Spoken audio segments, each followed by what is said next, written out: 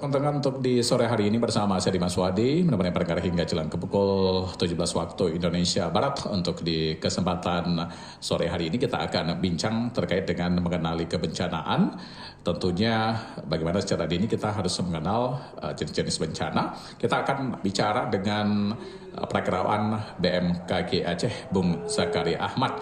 Untuk di kesempatan sore hari ini nantinya kita akan ajak untuk berbincang. Tetaplah bersama kami RRI.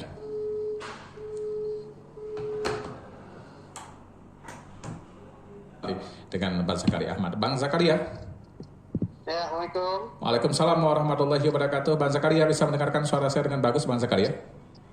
Ya, bagus. Alhamdulillah. Iya. Bang Zakaria, apa kabar nih? Alhamdulillah baik, sehat. Baik, sehat.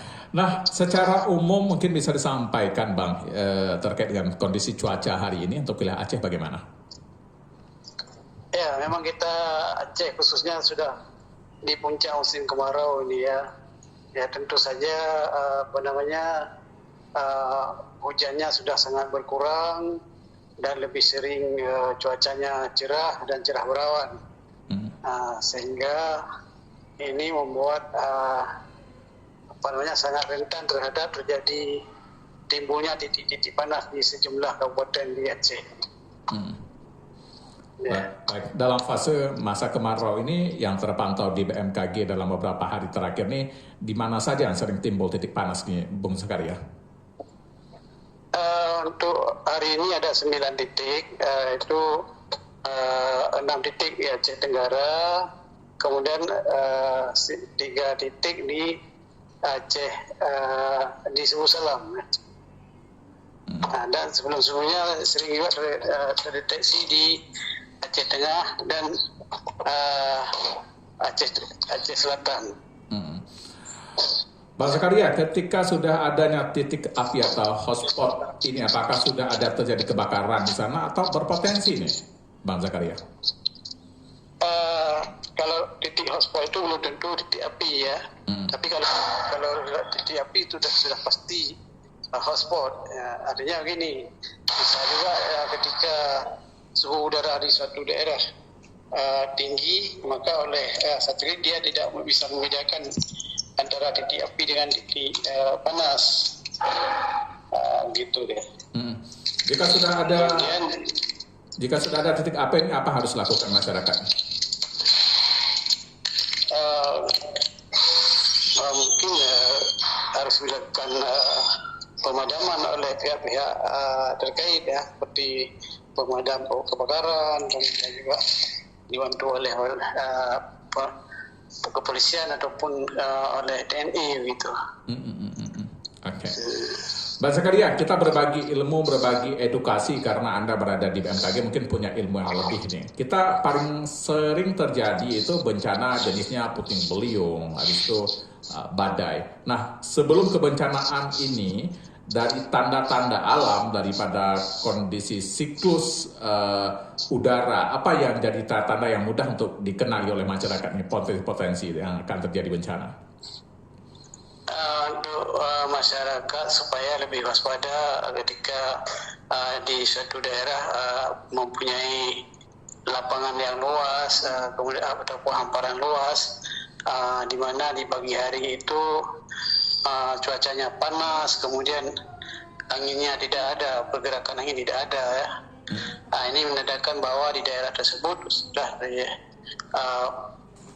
berpotensi terjadi tekanan rendah, sehingga ketika tekanan rendah terjadi di suatu daerah, kemudian massa udara di daerah lain akan mengalir ke daerah tersebut sehingga terjadi pusaran angin yang disebut dengan angin puting beliung. Dan juga ketika suhu udara tinggi, kemudian angin tidak bergerak, dan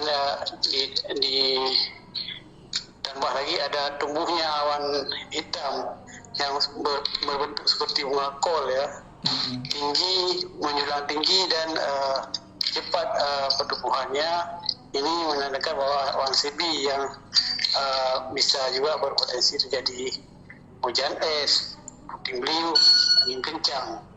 dan juga bahkan bisa terjadi hujan lebat gitu. Nah, kondisi hawa panas tadi yang terasa mesti di pagi nih, di sore tidak mungkin terjadi. Kalau di sore jarang terjadi, tapi yang umumnya terjadi di pagi hari jam 10 dia mulai terlihat awannya sudah terbentuk seperti bunga kol dan menjulang tinggi, kemudian suhunya panas, anginnya tidak bergerak. Ini sudah harus waspada dan jangan berteduh di bawah pohon, dan ini juga akan berpotensi terjadi kilat, petir, dan juga guntur ya. Ini juga jangan memakai handphone ketika keadaan seperti itu. Oke. Mas Zakaria, itu secara umum, secara alami yang dirasakan oleh masyarakat.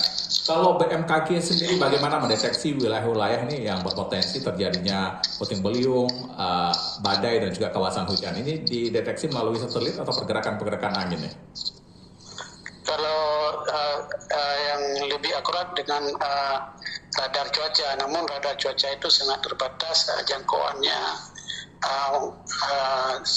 Seperti radar cuaca yang ada di Belang Bintang, yang di Banda Aceh itu hanya bisa mendeteksi sampai Gresik saja, sedangkan untuk daerah pegunungan tidak bisa terdeteksi karena dia tertutup dengan gunung-gunung.